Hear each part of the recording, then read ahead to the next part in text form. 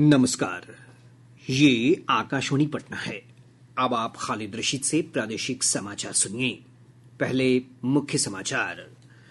प्रधानमंत्री नरेंद्र मोदी आज ग्रेटर नोएडा में सेमिकॉन इंडिया 2024 का उद्घाटन करेंगे। राज्य मंत्रिमंडल ने विभिन्न विभागों में 7,559 पदों के सृजन को मंजूरी दी। उत्क्रमित उच्च माध्यमिक विद्यालयों में 6,000 से अधिक विद्यालय सहायकों की होगी नियुक्ति। मैट्रिक और इंटरमीडिएट की वार्षिक परीक्षा 2025 के लिए फॉर्म भरने की प्रक्रिया आज से शुरू। और मौसम विभाग ने कहा, चक्रवातीय प्रभाव से 13 और 14 सितंबर को प्रदेश के दक्षिणी भागों में अच्छी बारिश की संभावना। अब समाचार विस्तार से। प्रधानमंत्री नरेंद्र मोदी आज ग्रेटर नोएडा में सेमिकॉन इंडिया 2024 का उद्घाटन करेंगे। 3 दिवसीय इस कार्यक्रम का विषय है सेमीकंडक्टर के भविष्य को आकार देना। सम्मेलन का उद्देश्य भारत की सेमीकंडक्टर रणनीति और नीति का प्रदर्शन करने के साथ ही भारत को सेमीकंडक्टर के एक वैश्विक केंद्र के रूप में स्थापित करना है। एक रिपोर्ट। सेमिकॉन इंडिया में विश्व भर की बड़ी सेमीकंडक्टर कंपनियां भाग ले रही हैं। यह सम्मेलन वैश्विक नेताओं और सेमीकंडक्टर उद्योग के विशेषज्ञों को इस क्षेत्र से जुड़ी विभिन्न पहलुओं पर विचार विमर्श करने का एक मंच प्रदान करेगा। इस सम्मेलन में 250 से अधिक प्रदर्शक अपने अपने उत्पादों का प्रदर्शन करेंगे। भारत इलेक्ट्रॉनिक्स पर ध्यान केंद्रित करते हुए प्रौद्योगिकी के क्षेत्र में अग्रणी भूमिका निभा रहा है और यह सेमीकंडक्टर विनिर्माण तंत्र के विस्तार के लिए प्रतिबद्ध है। सेमीकंडक्टर का उपयोग संचार, रक्षा, वाहन निर्माण और कंप्यूटिंग उपकरणों सहित विभिन्न क्षेत्रों में होता है। सुपर्णा सेकिया के साथ आनंद कुमार, आकाशवाणी समाचार, दिल्ली। प्रधानमंत्री नरेंद्र मोदी इस महीने की 15 तारीख को झारखंड के जमशेदपुर में महत्वाकांक्षी पीएम आवास योजना के लाभार्थियों को 2,745 करोड़ रुपए की किस्त जारी करेंगे। केंद्रीय ग्रामीण विकास मंत्री शिवराज सिंह चौहान ने बताया कि इस मौके पर सभी लक्षित लाभार्थियों को स्वीकृति पत्र भी वितरित किए जाएंगे। केंद्रीय मंत्री ने वीडियो कॉन्फ्रेंस के जरिए विभिन्न राज्यों के ग्रामीण विकास मंत्रियों के साथ हुई बैठक में कार्यक्रम की तैयारी के लिए जरूरी निर्देश दिए हैं। राज्य मंत्रिमंडल ने विभिन्न विभागों में 7,559 पदों के सृजन को मंजूरी दे दी है। मुख्यमंत्री नीतीश कुमार की अध्यक्षता में आयोजित कैबिनेट की बैठक में इस प्रस्ताव को स्वीकृत किया गया। मंत्रिमंडल की बैठक के बाद विभाग के अपर मुख्य सचिव डॉक्टर एस सिद्धार्थ ने बताया कि प्रदेश के 6,421 उत्क्रमित उच्च माध्यमिक विद्यालयों में एक सहायक नियुक्त किए जाएंगे। शिक्षा विभाग 43 नंबर 43 एजेंडा राज्य के जो नवस्थापित और उत्क्रमित माध्यमिक उच्च विद्यालय हैं उसमें 6,421 पदों का सृजन किया गया है। 46 नंबर एजेंडा है कारा एवं सुधार सेवाएं निरीक्षालय, जिसमें 10 कार्यालय प्रचारी का पद सृजित किया गया है। श्री सिद्धार्थ ने कहा कि मंत्रिमंडल ने मुख्यमंत्री ग्रामीण सेतु योजना को भी मंजूरी दी है। योजना के तहत ग्रामीण क्षेत्रों में 100 मीटर लंबाई वाले पुलों का निर्माण अब ग्रामीण कार्य विभाग करेगा। मुख्यमंत्री सेतु योजना की स्वीकृति दी गई है, जिसमें विभिन्न बहुत सारे आवेदन माननीय मुख्यमंत्री के जनता के दरबार में मुख्यमंत्री में आवेदन प्राप्त होते थे। मिसिंग लिंक है, बाढ़ में भी बहुत सारे पुल क्षतिग्रस्त हो गए हैं, बहुत सारे जर्जर पुल भी हो गए हैं और विभिन्न टोलों में संपर्कता हेतु पुल की आवश्यकता है। तो इसके लिए मुख्यमंत्री ग्रामीण सेतु योजना की स्वीकृति दी गई है। इसमें 100 मीटर तक की लंबाई जो है विभागीय स्तर पर विभाग ग्रामीण कार्य विभाग इसका निर्माण करेगा और 100 मीटर से ऊपर पुल निर्माण निगम जो है वह इसको निर्माण करेगा। पर्यटकों की सुविधा के लिए पटना में 3 5 स्टार होटलों के निर्माण और संचालन की स्वीकृति प्रदान की गई है। मंत्रिमंडल ने पर्यटन स्थलों के प्रचार प्रसार के लिए ब्रांडिंग और मार्केटिंग नीति 2024 को भी मंजूरी दे दी है। मंत्रिमंडल ने प्रदेश के 4 स्टेट हाईवे के निर्माण के लिए 2100 करोड़ रुपए खर्च करने को स्वीकृति प्रदान की है। ये चारों हाईवे 2 लेन के 204 किलोमीटर लंबे होंगे। कैबिनेट की बैठक में कुल 46 प्रस्तावों को स्वीकृति प्रदान की गई। राजस्व और भूमि सुधार विभाग के सचिव जयसिंह ने कहा है कि भूमि सर्वेक्षण का उद्देश्य जमीन के कागजात को ठीक करना है। इसके तहत किसी की जमीन नहीं ली जाएगी। श्री सिंह ने कहा कि सर्वे को लेकर लोगों के बीच कुछ भ्रांतियां हैं। उन्होंने कहा कि स्वघोषणा पत्र कागज पर हस्तलिखित दिया जा सकता है। इसके लिए तत्काल कोई दस्तावेज लगाने की जरूरत नहीं है। राज्य या देश के बाहर रहने वाले लोग स्वघोषणा पत्र ऑनलाइन भी जमा कर सकते हैं। पटना उच्च न्यायालय ने महादलित विकास मिशन से अनुसूचित जनजाति को महादलित श्रेणी से बाहर रखने पर राज्य सरकार से जवाब मांगा है। न्यायमूर्ति डॉक्टर अंशुमान ने इस मामले में दायर याचिका पर सुनवाई करते हुए कहा कि अनुसूचित जाति की तुलना में अनुसूचित जनजाति समुदाय अधिक गरीब है। न्यायालय ने मामले में जवाबी हलफनामा दायर करने का निर्देश दिया है। भारतीय जनता पार्टी ने कहा है कि राष्ट्रव्यापी सदस्यता अभियान के अंतर्गत मात्र 8 दिनों में 2 करोड़ से अधिक नए सदस्य पार्टी से जुड़े हैं।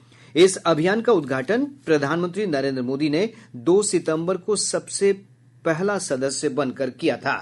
पार्टी महासचिव विनोद तावड़े ने बताया कि अभियान के सिलसिले में बिहार समेत 9 राज्यों के पदाधिकारियों के साथ भाजपा अध्यक्ष जेपी नड्डा, केंद्रीय गृह मंत्री अमित शाह और संगठन महासचिव बीएल संतोष ने अलग अलग समीक्षा की है। इधर प्रदेश भाजपा आज से विशेष राज्यव्यापी सदस्यता अभियान की शुरुआत कर रही है। इसके तहत पार्टी के कार्यकर्ता 7 दिन तक गांवों में रहकर लोगों को सदस्यता के लिए जागरूक करेंगे। प्रदेश अध्यक्ष दिलीप जायसवाल ने कल पार्टी नेताओं को विभिन्न जिलों के लिए रवाना किया, जो संबंधित जिलों में जाकर सदस्यता अभियान की निगरानी करेंगे।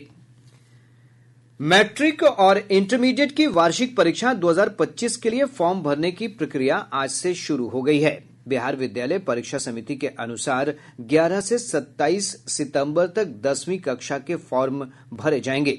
परीक्षार्थी 24 सितंबर तक शुल्क जमा कर सकते हैं। वहीं इंटरमीडिएट के लिए फॉर्म 25 सितंबर तक भरे जा सकेंगे। शुल्क 22 सितंबर तक जमा किया जा सकता है। फॉर्म भरने की पूरी प्रक्रिया ऑनलाइन होगी। प्रादेशिक समाचार आप आकाशवाणी पटना से सुन रहे हैं। ताजा समाचारों के लिए आप हमारे एक्स हैंडल AIR News_पटना पर जा सकते हैं। मौसम विभाग ने कहा है कि चक्रवातीय प्रभाव से 13 और 14 सितंबर को प्रदेश में कई स्थानों पर बारिश की संभावना है। मौसम विज्ञान केंद्र पटना के निदेशक सुनील नारायण थुल ने बताया कि चक्रवात के प्रभाव से गया, नवादा और नालंदा समेत राज्य के दक्षिणी भागों में कई स्थानों पर अच्छी बारिश हो सकती है। वहीं उत्तर बिहार में इसका प्रभाव नहीं रहेगा। गौरतलब है कि मानसून सीजन के दौरान प्रदेश में अब तक 27% कम बारिश हुई है। मौसम विभाग से प्राप्त जानकारी के अनुसार राज्य में अब तक लगभग 844 मिलीमीटर बारिश होनी चाहिए थी, लेकिन 717 मिलीमीटर ही बारिश हुई है। प्रदेश में डेंगू के नए मामलों के मिलने का सिलसिला जारी है। पिछले 24 घंटों के दौरान 82 नए मामलों की पुष्टि हुई है। पटना में सबसे अधिक 31 नए मामले मिले हैं। स्वास्थ्य विभाग के अनुसार इस वर्ष अब तक डेंगू के 1228 मामले सामने आ चुके हैं। इस बीच पटना के जिलाधिकारी डॉक्टर चंद्रशेखर सिंह ने कहा है कि डेंगू के बढ़ते मामलों को देखते हुए नालंदा मेडिकल कॉलेज अस्पताल NMCH को डेंगू अस्पताल बनाया जाएगा। इधर स्वास्थ्य विभाग ने डेंगू के साथ मंकी पॉक्स को लेकर सभी स्तर के अस्पतालों को अलर्ट कर दिया है। देश के जाने माने चिकित्सक डॉक्टर AK वार्ष्णेय ने कहा है कि डेंगू मरीजों को चिकित्सकों की सलाह पर ही दवाओं का सेवन करना चाहिए। उन्होंने कहा कि डेंगू मरीजों को पैरासिटामोल के अलावा किसी अन्य दर्द निवारक दवा का इस्तेमाल नहीं करना चाहिए। डेंगू में देखिए कोई विशेष उपचार नहीं होता, क्योंकि ये वायरल है, इसके लिए कोई एंटीवायरल मेडिकेशन नहीं बनी है। सामान्यतः जो है हम बुखार उतारने के लिए पैरासिटामोल देते हैं या ठंडे पानी की पट्टियां रखते हैं। चूंकि इसमें मसल्स में बहुत ज्यादा दर्द होता है और इनफैक्ट अगर इस बुखार को हम बोलते हैं तो कमर तोड़ बुखार भी बोलते हैं या हड्डी तोड़ बुखार भी बोलते हैं। तो ऐसे में चूंकि पैरासिटामोल से उनको बुखार नहीं उतर पाता तेजी से या दर्द में उतनी कमी नहीं हो पाती, तो बहुत से लोग जो दर्द निवारक दवाइयां हैं, एस्पिरिन की गोलियां या जो एंटी इंफ्लेमेटरी मेडिसिन होती हैं, जिसको हम डाइक्लोफेनेक सोडियम या इबुप्रोफेन या निमोसलाइड इस तरीके के नाम से जानते हैं, वो लेना शुरू कर देते हैं। परंतु उनको नुकसान हो सकता है, क्योंकि ये सारी दवाइयां हमारे प्लेटलेट्स को गिरा सकती हैं और ब्लीडिंग टेंडेंसी बढ़ा देती है। तो भूल बस ये दवाइयां ना लें। केंद्र सरकार ने कहा है कि साइबर अपराध और वित्तीय धोखाधड़ी में शामिल होने के कारण 1 करोड़ से अधिक मोबाइल कनेक्शन बंद कर दिए गए हैं। लगभग 2,27,000 मोबाइल हैंडसेट भी ब्लॉक किए गए हैं। दूरसंचार विभाग ने कहा है कि इन कनेक्शनों की पहचान संचार साथी पहल से की गई थी। पिछले एक पखवाड़े में 3,50,000 से अधिक स्पैम नंबरों को भी बंद कर दिया गया है। 50 संस्थाओं को काली सूची में डाला गया है। बिहार की माही श्वेत राज ने 77वीं सीनियर राष्ट्रीय तैराकी प्रतियोगिता में स्वर्ण पदक जीता है। मैंगलोर में खेले गए महिलाओं की 50 मीटर बटरफ्लाई स्पर्धा में माही ने 28.33 सेकंड का समय निकाल पहला स्थान प्राप्त किया। इधर गया में खेले गए ईस्ट जोन बैडमिंटन चैंपियनशिप में बिहार की महिला टीम ने कांस्य पदक जीता है। वहीं मुंगेर के पराग सिंह और भोजपुर की भावना सिंह ने व्यक्तिगत मुकाबलों में तीसरा स्थान प्राप्त किया। स्वच्छ भारत मिशन के 10 वर्ष पूरे होने पर शेखपुरा जिले में 2 अक्टूबर तक स्वभाव स्वच्छता संस्कार स्वच्छता की थीम पर विभिन्न कार्यक्रमों का आयोजन किया जाएगा। दरभंगा जिले के मनीगाछी में पुलिस गश्ती वाहन के दुर्घटनाग्रस्त होने से वाहन चालक सिपाही रविकांत कुमार की मौत हो गई। रोहतास जिले के सासाराम रेलवे स्टेशन के पास से पुलिस ने बड़ी मात्रा में मादक पदार्थ ब्राउन शुगर के साथ 2 तस्करों को गिरफ्तार किया है। गोपालगंज में भू माफियाओं द्वारा राजेंद्र बस स्टैंड की जमीन की जमाबंदी व्यक्ति विशेष के नाम से करवाने का मामला सामने आया है। जिला प्रशासन ने मामले की जांच शुरू कर दी है। अब पटना से प्रकाशित प्रमुख समाचार पत्रों की सुर्खियां।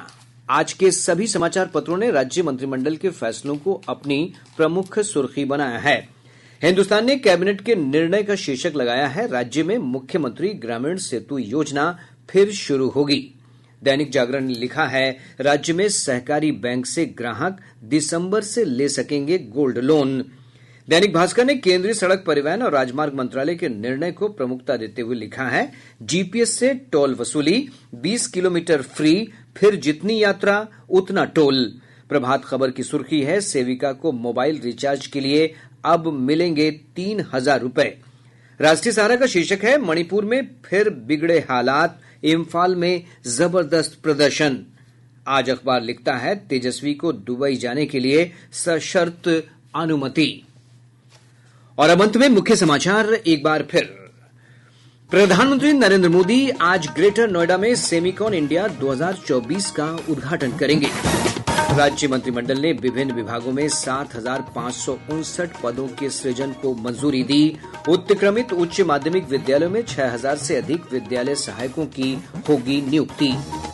मैट्रिक और इंटरमीडिएट की वार्षिक परीक्षा 2025 के लिए फॉर्म भरने की प्रक्रिया आज से शुरू। और मौसम विभाग ने कहा, चक्रवातीय प्रभाव से 13 और 14 सितंबर को प्रदेश के दक्षिणी भागों में अच्छी बारिश की संभावना। इसके साथ ही आकाशवाणी पटना से प्रसारित प्रादेशिक समाचार का ये अंक समाप्त हुआ।